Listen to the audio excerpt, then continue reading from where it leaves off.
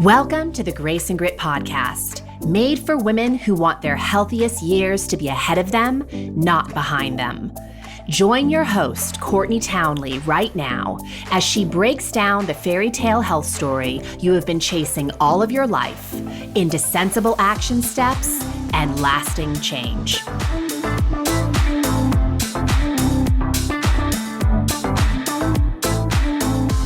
Hello, my friends, and welcome to the Grace and Grit podcast. This is your host, Courtney Townley. As always, I'm delighted that you're here. And before we dive into today's episode, which I'm really excited about, I want to remind you that on May 22nd, I am hosting the Consistency Code Crash Course. This is a course that I've been running for years. It's a 5-day little mini course where I will teach you how to really dig your heels into behavior change, not just for 5 days, but for the rest of your life. Specifically, I teach a 4-part framework in this course that you can come back to time and time again when you're feeling stuck or overwhelmed, or if just really feeling like you're not getting any traction. So if you are someone who loves the podcast and you are looking to join a community of women who are also committed to improving their relationship with behavior change and learning how to become more consistent, do not miss this opportunity. It is only $29, and I promise you the value is far beyond that. I offer coaching. I give you an amazing companion guide. Just the daily lessons alone are jam-packed with so much information and value. So you can register by going to graceandgrit.com/crash course. Once again, that's graceandgrit.com/crash course. Now, for today's episode, I am really excited to tell you that Julie Angel is back on the show. Julie Angel has been on the show many times because she is just a remarkable human, and I never get tired of having conversations with her. I was first introduced to Julie through our shared passion for movement. Julie discovered parkour in her late 30s and really is an incredible movement teacher.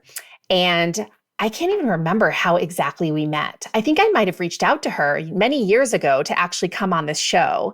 And anyway, we became fast friends, and we have had a lot of really amazing conversations over the years. And what I love about Julie is she is a student of life. She is always pushing herself to learn new things, to better herself, to become a better coach and teacher for her own clients. And I know over the past few years, she has really been diving into the study of breathwork. And you may have seen there are now a lot of books on breathwork, and there is a lot of talk about breathwork and how it relates to the health of the human body. And Julie really pushes this idea, which I love so much, that breathwork is a movement skill. And in today's episode, we are going to explore breathwork and really talk about how to get started. And I've got to tell you that after this interview, I was really just consistently astounded by some of the things that Julie said about breathwork. And she really does a brilliant job of breaking this down into some really tangible steps that listeners can take to start improving their own breath work and really developing this movement skill. So if you have been interested in learning more about breath work and you are ready to start your own practice, do not miss this episode. It is such a good one. So without further ado, let's get into it.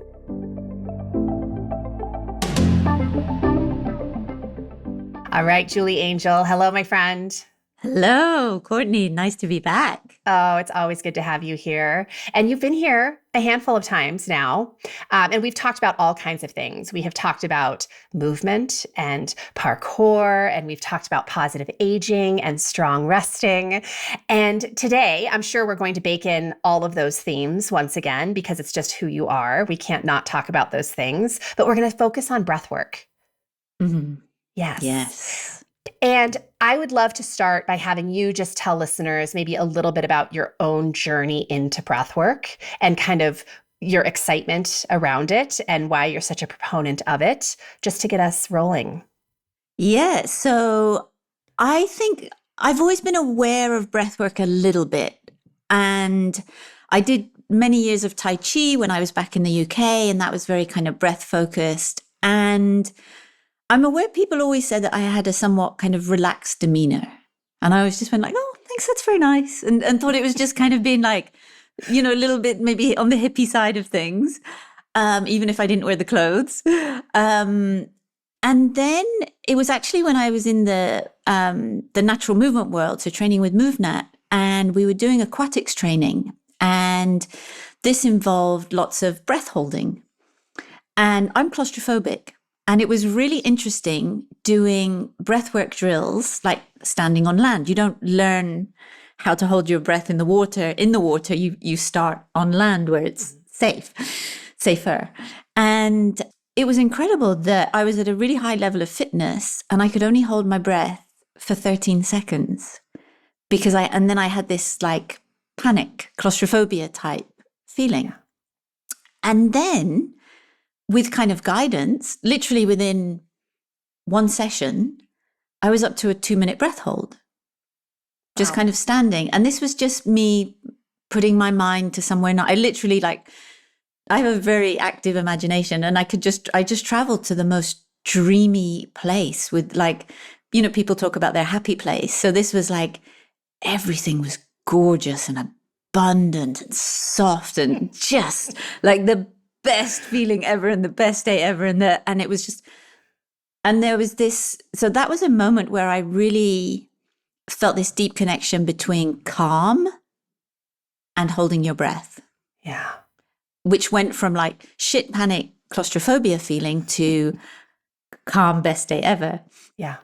And then I realized from watching other people that some people found it really hard to breathe with their mouth closed. Mm. And then I started to make these other correlations between, the people when they're learning movement, when they're really concentrated, they either stop breathing or they mouth breathe. Mm. And then when you start to invite them to close their mouth, really extraordinary things happen. And so at the same time, I've got all these friends in the movement world and they're doing different things. So the aquatics was kind of the first inroad. And actually, like water is my favorite training environment. Like I'm kind of known for, parkour and movement snacks and all of those things and natural movement, but I'm a water baby. I am happy. I can spend all day long in the water. And so it was really interesting to have all these people from different movement kind of domains who are friends of mine and they all had this kind of breathwork component. And then when I started, this accidental journey into becoming a movement coach, there was one day when I was teaching a workshop in San Diego and it was really hot and I was worried about everyone becoming dehydrated and I was worried about myself becoming dehydrated. So I was encouraging everyone to sip water all the time. And we were going through some hip mobility drills. And I'd gone through the whole, if you can be breathing in and out through your nose, that would be great.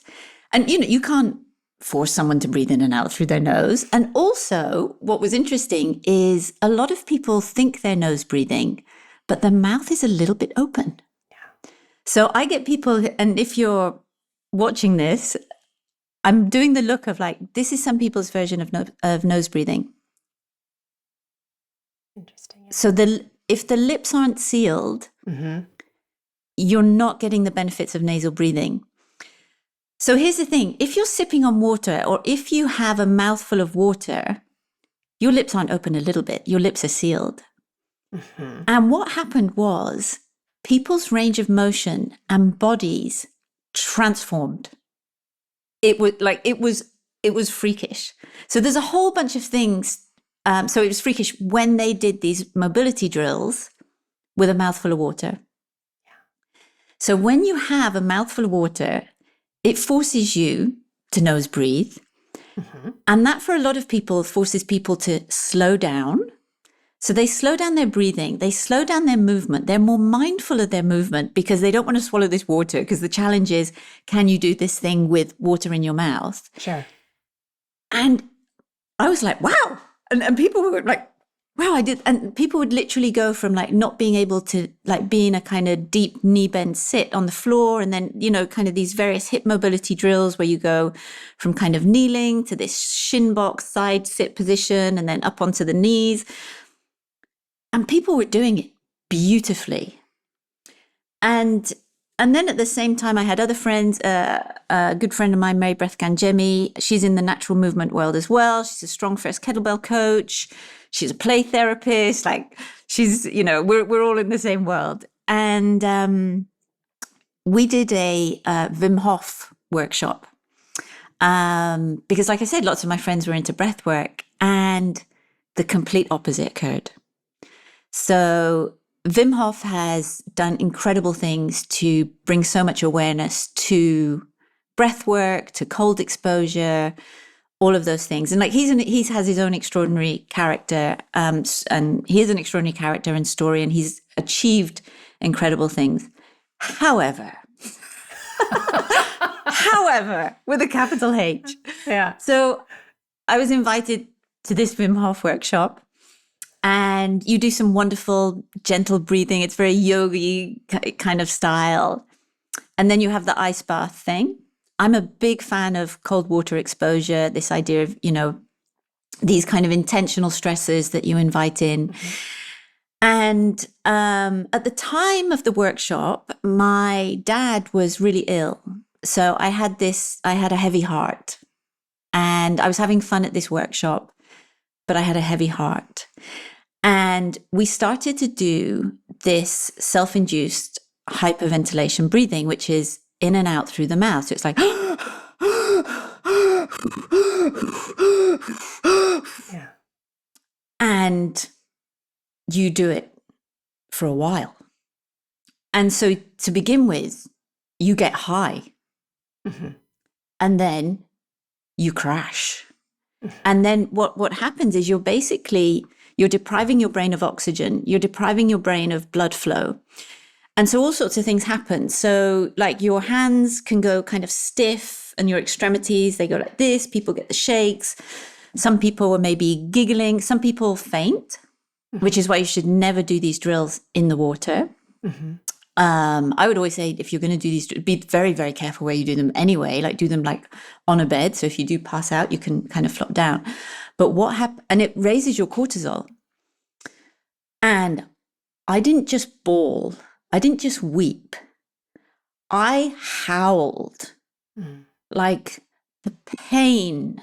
I mean, even I feel emotional just remembering, like, God, it was awful. I felt like my dad died in that moment. Yeah.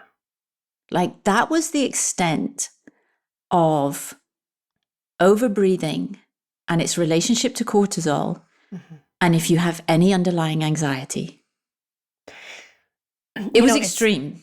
Yeah, it sounds like it. And it's so interesting because just in what you've explained so far, in multiple different points along what you just explained, it's so clear to me the connection between the mind and the body when it comes to breath work, and the integration of the nervous system, and that it certainly plays a role here. So and that's so clearly illustrated in everything you just explained. So tell us more about what functional breathing actually is, and like, how would you define functional breathing? Cool. So just to rewind a little bit to connect the dots. Sure. Yes, please.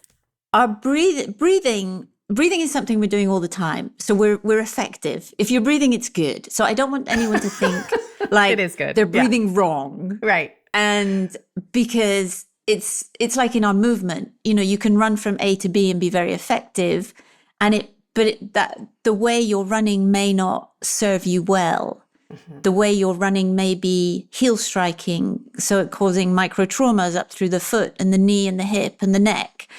It could be making you breathless. It could be, but you still get from A to B. Mm-hmm. So we're all effective, which is wonderful. Keep breathing, people. Keep breathing. Please keep breathing. Yeah. Please keep breathing. It's a really good thing to do. And breathing is, for me, it's the original movement skill, because we're all born nasal breathers, but something happens, and things happen to us in life. If you have a cold, if you have a congestion, things like that, and sometimes people just don't get back to nasal breathing.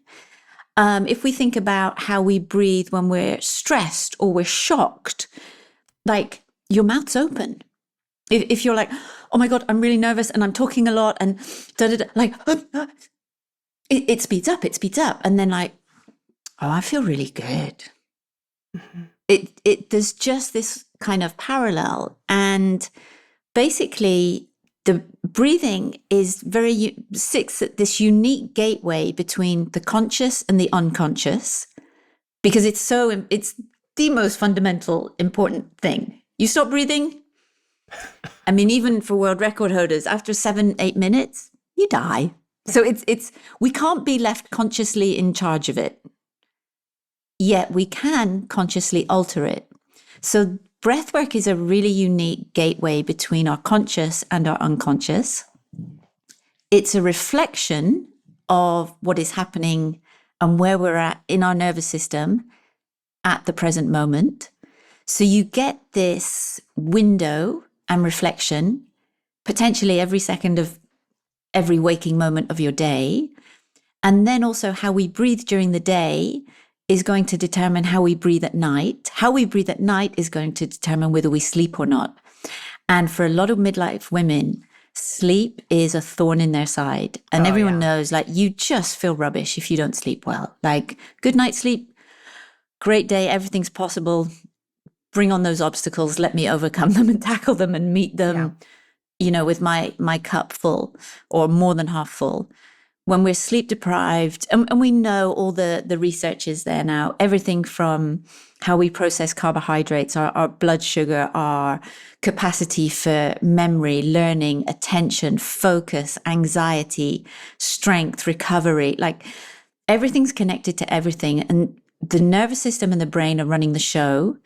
And breath work is our gateway into knowing where we're at and maybe being able to turn that boat in a different direction if we're not quite happy with the direction we're heading in. Mm-hmm. So functional breathing is when we have our respiratory chemistry in balance. So basically we breathe in oxygen, but it doesn't go straight to our cells. But the more oxygenated we are, the list of benefits is huge. So blood flow to the brain, blood pressure, focus, anxiety and panic attacks panic attacks, even in people who have no amygdalas in their brain, so they can't register fear or no fear. Yeah. You can induce a panic attack in someone with no amygdala by increasing their levels of CO2, how they breathe. Mm-hmm. So someone who doesn't register fear, someone who's basically fearless, can have a panic attack if they overbreathe. So we can't ignore our respiratory chemistry. We can't ignore our neurochemistry. So functional breathing is about being in balance. So to have more oxygenation, we actually need to breathe in less oxygen. And the reason why is, so the kind of science is, and I remember when I first kind of got back into breathwork, I was like, I remember something in chemistry about gaseous exchange. And I remember having like a very immature, like lots of jokes about farting. It was like, oh, gas exchange. Okay. Of course. So it's oxygen in. And then if you're nose breathing, it's also nasal nitric oxide in, which is a powerful, powerful gas. And they only discovered it in the 1990s. And it's phenomenal. So when we breathe in through our nose, the air is filtered, it's warmed and moistened. So for people who live in Arizona or the desert areas or mountain regions or whatever, you know what it feels like when the air's too dry. You're like, mm-hmm. Sure. And you want that moisture. We actually want that. So we want to be breathing in through the nose and having these natural filters. So we breathe oxygen in, and then that oxygen makes its way down into our lungs. And in our lungs, there are these tiny little sacs called alveoli. And then these sacs, they kind of hold the oxygen. But the oxygen doesn't get freed into the cells. It needs carbon dioxide. So you may hear a lot of people talk about their CO2 resilience. Mm-hmm. And basically you need the carbon dioxide to be present, and enough of it to be present to then release the oxygen from these little alveoli into the cells, the tissues, the organs, everywhere else. So an example of how basically, the presence of oxygen is the absence of disease. So, if you have a brain injury, one of the options is they take you to a hyperbaric oxygen chamber. And what those chambers do is they push oxygen into every cell in your body. So for cellular repair, like systemic cellular repair, you want more oxygen. Now, hyperbaric oxygen chambers are really expensive. They're not readily available. It's not. You don't have one in your house, Julie? Come on. I went to a friend's house who was a triathlete, and he actually had this crazy portable one. And going back to this claustrophobia, I was like, I really want to try this. And he was amazing and actually talked me through it. And it had 2 little windows. It was this kind of crazy cylinder. Yeah. But my God, if I could afford one and I had space, I would have I would have a hyperbaric oxygen chamber. It's just health-wise, it's just phenomenal. And also my home city of Plymouth, back in the UK, there's a lot of dive centers there. And I actually have 2 friends who run nursing homes. And they were talking about the pandemic, and the subject of long COVID came up. And like, none of these people are into like health world or biohacking or anything like that. And they both went like, yeah, but people have been going to the hyperbarics and like walking out fine. And it was like, interesting. Mm-hmm. So anyway, just to say that, but we can mimic that all day long if we restore functional breathing patterns. So functional breathing patterns mean that the balance between our oxygen and our carbon dioxide is such that we deliver more oxygen to our cells. And there's kind of 3 ways that we need to think about restoring our breathing. So the first is the biochemical. So this is training to breathe in less. So there's one little drill I'd like to kind of go through that people can do, because people talk about diaphragmatic breathing and stuff like that. And there's something you need to master before that. So I don't want anyone to be thinking about their belly or their diaphragm or their ribs or anything. Like, step 1, what I want you to do is just sit up straight, because breathing and posture are directly correlated. Because like I say, this oxygen has to come down into our lungs. And if you're crunched over, then you're going to be squashing the cone of the shape where this air goes. And we want that shape to have maximum potential. So sit up straight. I want you to close your mouth. I want you to swallow, so your tongue is resting on the roof of the mouth. And if possible, just make sure your jaw is kind of soft. And then I want you to just take your finger and put it underneath your nose, as though you're doing like a very inappropriate mustache type of event. And I want you to just start breathing very gently in through the nose and out through the nose, so you can feel the air against your finger. And I want you to imagine you have a feather resting on the top of that finger. And you're breathing so lightly that you're not going to blow the finger off. So it's kind of like,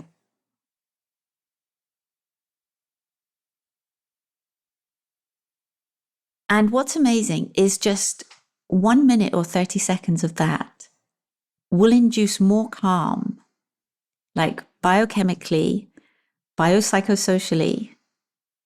If someone has very kind of chronic disordered breathing, then sometimes for some people 10 seconds is all they can manage. Sure. If that's the case, then you just bring the finger down, go back to your normal breathing, calm, and then when you feel good again, try it again.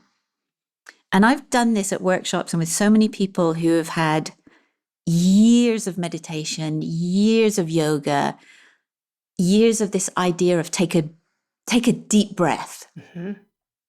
So there's nothing wrong with deep breathing. However, There's so many howevers when it comes to breathing. This biochemistry relates to a thing in breathwork where they call our tidal volume. So that's where the amount you're breathing in and the amount you're breathing out really matters, because this biochemistry is going to get out of balance. So you can be a nose breather and a diaphragmatic breather and still be over breathing. Because if you're going,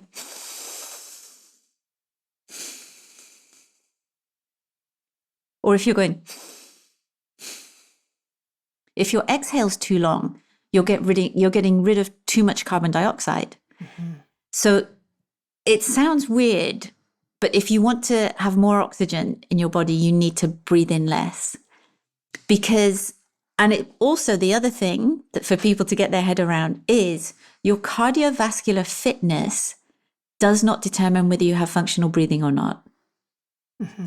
And the reason is there's a thing called, so the nervous system and the brain are running the show, and the phrenic nerve is the thing that makes us breathe. And the thing that makes us breathe is our tolerance to the level of CO2 in our body at the time. So one thing we can do to start restoring this balance is to start becoming more comfortable and resilient to the buildup of carbon dioxide in our body. And we do that with small breath holds. So you can do it, so you warm up. And here's the thing, the diaphragm's involved here, and the diaphragm's a muscle. So it's like any muscle. You don't want to cold start. You don't want to just sit down and go, right, I'm going to do as many, breath holds as I can. It's like, easy. Let's just kind of warm up. So you start warming up with this feather breathing,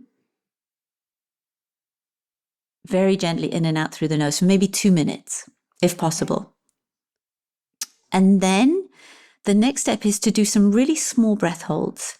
So I learned from the oxygen advantage, and there's a wonderful man called Patrick McEwen, and he basically he was a mouth breather, he was asthmatic, and there's actually a wonderful TED talk about it. And even there's a craze called mewing on different social media for young people who are basically changing from being mouth breathers to nose breathers for aesthetic reasons. You will change the shape of your jaw and your teeth if you become a nose breather versus a mouth breather. You will change, as I said, I can kind of send on some supporting materials to go alongside this that will really list the effects of what you can gain from restoring functional breathing. So you do your feather breathing, and then you can train some small breath holds. And we do the breath holds after the exhale. So it's not a breathe in, hold, right, and then hold. Okay. It's not about that. It's about you inhale through the nose, exhale through the nose, and then you pinch the nose. Without pinching the nose, the air sneaks in. It's kind of like I'm not mouth breathing, but your lips are open. So you inhale through the nose, you exhale through the nose, you pinch the nose. And then to begin with, start for 2 to 5 seconds. And then you go back to nose breathing for 10 seconds. And then you repeat it again. So it would be inhale, so in, out, pinch, 5, 4, 3, 2, 1. Release the nose, pinch. Recover your breathing. So it's very, very gentle to begin with. And the thing with breathing is that, so it affects your blood pH. There's a lot of very complicated chemistry with what's going on. There always is, Julie. Oh God, with everything. It's I know, it's like, I don't think, it's one of those, just trust me on this. Think about O2 in, go through the nose, moisten, filter, get the nasal oxide, nitric oxide. And then, so even yawning. So a sign of someone who overbreathes, which is hyperventilation. So hyperventilation isn't just the Wim Hof level of hyperventilation is just literally going through your day mouth breathing. Yeah. or nose breathing very heavily. So I've always been a nose breather. And then I went on a trip to Zion National Park with Mary Beth, my friend breath coach, and her husband, and we all shared a room. And we would hike in the morning and then come back and nap in the afternoon, like have an early afternoon nap. And as with good friends, they kind of like take the mickey out of you. And Mary Beth's husband, Steve, would go like, "Oh my God, you're such a mouth breather." And I was like, "I'm not." And Mary Beth was like, "She's not a mouth breather." And he was like, "I can hear you breathing from over here." And it's like, oh. So another measure of if you're over breathing at rest is you can hear yourself breathe. Mm. So when you're calm, when you're resting, and when I'm working, if I'm concentrating, I actually sound like a train. If I'm in a really high intellectual cognitive flow state, I breathe heavily. Yeah. Interestingly, I just want to pop in there really quick because I just did an interview with Dr. Christy Goodwin, who she does all the neuroscience behind our tech use and why the ways that tech disrupts our physiology. And one of the things that she spoke really clearly to was how much tech use affects our breath pattern. And we start holding our breath rather than actually breathing, which of course then has a lot of negative consequences. And she talked a lot about the physiological sigh, how usually we do a physiological sigh every few minutes, but when we're on technology, we completely omit that, which is then jacking up the nervous system and causing a whole host of problems. Yeah. So basically when we inhale, we kind of invite our sympathetic nervous system, so our fight, flight, freeze, fawn. So it's an alert one. It's really useful. It's really good. Sure. So the inhale is the the readiness. Yeah. The ready. And then the exhale is the calm and the melt. Mm. And what we really want to strive for, and this is why box breathing is such a nice way for people to start training this as well, is box breathing invites this idea of the pause after the exhale. So that empty after the exhale is for me where so much magic happens that relates to strong resting, that relates to movement snacks, that relates to your capacity to regulate your nervous system, come back into balance, whether it's like, God, I wasn't expecting that email, or like, wow, I just had this call, or you see two people in a car park having an altercation, they will be mouth breathing. And there's even this thing of our ability to listen to others. If your mouth is closed, there's less of that like I want to be heard, like you're trying to butt in, you're like yeah. And then there's you're also waiting to speak rather than listening. Exactly. And so inviting that in, and then being able to, most people don't have an issue with getting into a state of alertness. Right. Like they're operating from this high level, this high stress inoculation, which they've normalized as an everyday way of being, rather than like, and even like this plays into food. So, when you're over breathing, when you're in that fight or flight, you're only going to produce 50% of the digestive enzymes you need to break down and absorb the nutrients from your food. So when you're nose breathing, you should start to feel this watery saliva in your mouth and, rest and digest. So even if you're like, you're on the go, you're in the car, you're on calls, you haven't had time for lunch, there's a bar there, you're not absorbing the nutrients from that. All the calories, yeah. The nutrients, probably not, probably about half of them. So it's also even a really good thing just to do like before you eat, to just like check in, like, again, going back, is my mouth dry? Do you wake up with a dry mouth? These are all indicators of, do you yawn and sigh during the day? And not the physiological sigh, but like people with anxiety, if you spend time with them, they walk around the house going, yeah. And then they yawn a lot. Cold hands and feet. These are all signs and symptoms of a disordered breathing pattern. So there's everything to gain. And the amazing thing with this is that the first step towards change is awareness. Always. So just to basically say, what's the kind of step one of how to restore this? Well, I'll share, there's a couple of self-assessments that people can do. So there's one called the BOLT score. And again, this is from the Oxygen Advantage. And what you do is, so you make sure, you do this at rest. So you want to wait at least 10 minutes after you've eaten. You don't want to do it straight after training. What you can do actually is do it before training and then do it 30 minutes after training. And then you get to see if your breathing was efficient and kind of boosting you during your training or not, which is kind of interesting. But the resting BOLT score, again, sit upright. You inhale, do a normal inhale through the nose, a normal exhale through the nose. Then you pinch your nose and then you count and you time how many seconds is it until I feel the need or want to breathe.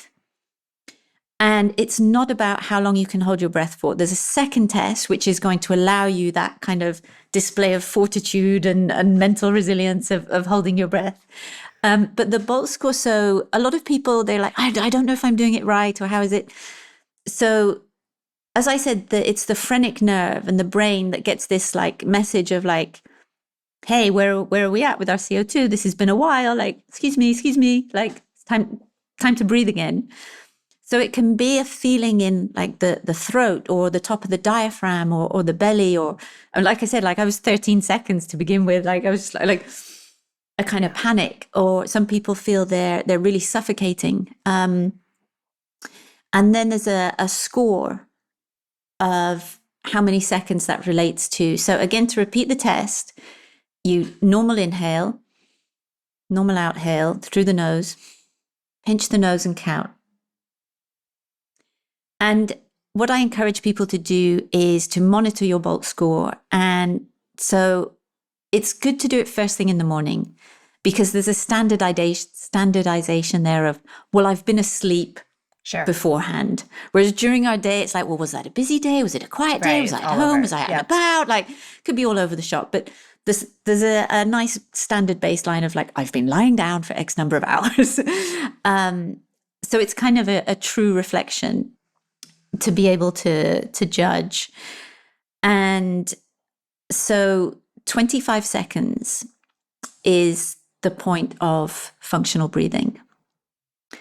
The majority of the population are around probably 10 to 15. And 85% of people who suffer from anxiety have dysfunctional breathing patterns. Mm-hmm. 87% of elite athletes have dysfunctional breathing patterns. It's a really small percentage who are going through their day with functional breathing. And I believe, and this is maybe contentious for a lot of people, but if breathwork is equally, if not more powerful than food. So every cell in our body needs glucose and oxygen. Yeah.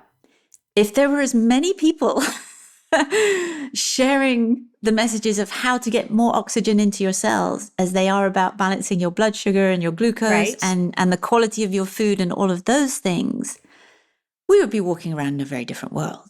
And you would be walking around in a different body and with a different mindset. And I wanted to make the point about the athletes, because again, it's not about like your cardiovascular fitness. So it's not like, well, this person's really fit and strong. Like they've got the picture, they present really well. They're equally prone to these disordered breathing patterns and poor sleep, anxiety, depression, nervous system out of whack, because they're not strong resting. This is why every movement snack session starts with 1 minute of breathing, because it's the way for you to be present in your mind and body, for you to see where you are and to choose what direction you want to take that in. So you can breathe to become more alert, like before a presentation. There's very specific breathing training you can do for that. If you need to calm down, there's very specific breathwork training you can do for that. if you want to improve your athletic performance, there's very specific training you can do for that. And the main thing, I just think, like, if everyone does one thing, it's start to become aware of how you're breathing. Mm-hmm. So we have the biochemistry, and then we have the biomechanical, and then we have the psychosocial.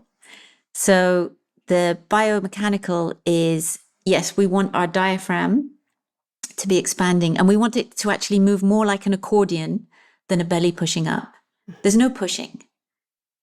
Just as it moves down and it expands, and we need our ribs and our intercostal muscles to be moving. Our ribs need to have space so that they can move. So this is why breathing relates to posture in many different ways. Breathing relates to cognitive performance. Breathing relates to metabolism. Breathing, like, it's such a, everything's happening downstream. Yeah. And you get the most bang for your buck. Like, you fix this, and the most beautiful thing. So if anyone's listening and they're like, oh my God, my bulk score was 6. Or there's people coming out of COVID whose bulk score is 3 or 4. And what's really beautiful with breathwork's like training balance. You can turn it around really fast in the first couple of weeks. So the training I do and what Oxygen Advantage does, basically within 3 weeks, if someone does the practice, you can increase your bulk score by 3 to 4 points every week. Wow, that's impressive. Yeah. It's phenomenal. And the drills are, it's this simple kind of stuff. You could do it anywhere, and it's free. You know what I mean? Like, I love the idea that you're always with your breath and you can always breathe. I mean, if you learn patterns that are supportive it's available. Of it. Yes. And I think available. There's something at that, and this is kind of, maybe contentious for some people, but I think I'm probably preaching to the choir here as well, that, if Big Pharma could make a lot of money out of breathing, they would have. And this is one of the reasons why it's not so broadly shared. It's not so broadly researched. There's a lot in the elite performance world that are researching it. And there's more and more messages coming out now about this is the most potent, free, available to you thing you can do. And you can always do it. You can do it every day. So I love it. Well, I love that you came and shared this. It's so interesting. We were just kind of dissecting sort of the most basic building block of human life, right? Like your cells, you're a mass of cells. Everything in your body is made of cells. And we all learned in like 8th grade biology about the power of the mitochondria, right? Like literally the powerhouses of the cells. And I love what you introduced here is that we spend so much time talking about the fuel that the cell needs to convert to energy, but without oxygen, right? Without the proper amount of oxygen, that it's not really going to produce energy in the way that we think it will, which then affects every organ, every system, every tissue in the human body. So such profound work. So where can people find out more information, Julie, about your programs and sort of about this training and the things that you have to share? So thank you. Yeah. So if you go to julieangel.com, I have a free movement snacks guide, and there is some breathwork training within that. People can reach out to me individually. I'm on Instagram. I'm on YouTube. I'm on Facebook. I do kind of 1 or 2 trainings a month for free, and there's like a kind of breathwork webinar I do and things like that. And and also, if anyone's kind of looking for help with that, just contact me. And we'll put all your details one-to-one on the page where all this is found, for sure. And anyone listening, Julie's an amazing one to follow for not just breathwork purposes, but as an example of someone who, in my view, is really rocking midlife and living in such a natural, organic, and life-affirming way. Like you are that for me. You as well. My friend. I just think, and everything you share on social media, I think really exemplifies that. So, and I also love, Julie, that you're just a forever student. I mean, I have so much respect and appreciation for that you're always learning, and we're always sort of unpacking the things that we thought we knew, and now realizing that there's new information available to us, and it changes how we work as coaches. And yeah, I just love that about you. Oh, thank you. We're living in really exciting times, I think. And what's interesting, especially around breathwork, is there's this meeting of all of these really ancient traditions and practice. Like there's nothing new about breathwork. Right. And the neuroscience and the Taoists are all on the same page now. And one is, kind of verifying through data what the others have been doing for thousands and thousands of years. So we can benefit from all these types of knowledge. And it's just really exciting that it's available. And also what's happening with how women in midlife are breathing. So as our progesterone declines, drops, that also affects our breathing, which is why women will start to snore more in midlife and they will start to have sleep issues. There are many reasons why people have sleep issues, sure, but our respiratory chemistry, is changed as well. So the biggest tool, like if you just do one thing, try to breathe lightly and try to make it nasal. This is going to be a great challenge for me because I don't feel like I do anything lightly. It's really interesting. I'm working with a couple of quite high profile people at the moment in our world, and they are perfect. Yeah. In all of those things. And for them to not overbreathe, it's very, very difficult. Like unlearning is very hard. Yeah. Just give yourself a minute. Or another one is like shell breathing. And this is actually something they train people to do who are having panic attacks. Because when you have your hands kind of cusped in front, you kind of like make a mask with your hands. And again, but you can just feel the amount of air that's coming in through the nose and out through the nose. And then you can kind of open up the shell if you need kind of a little bit more. But this air resistance, so we actually get more air into the lungs when we breathe through the nose than when we breathe through the mouth. So when I see people saying like, take a deep breath or take a big breath, I'm always like, I don't know if that's the best thing for you to do right now. It's like, but what it is good at is that it makes you aware of your breath. Yeah. There's always value. There's always value. So I hope this has been helpful. And please feel free to reach out and consider breathing a movement skill.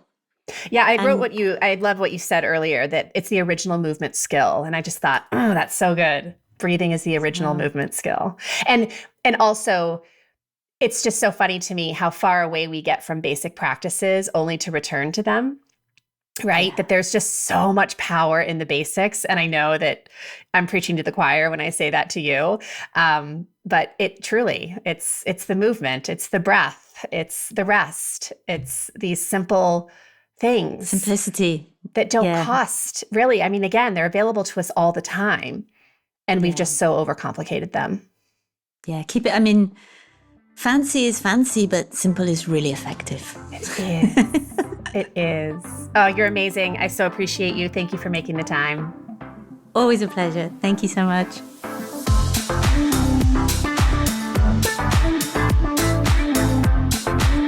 Thank you for listening to the Grace and Grit podcast. It is time to mend the fabric of the female health story. And it starts with you taking radical responsibility for your own self-care. You are worth the effort. And with a little grace and grit, anything is possible.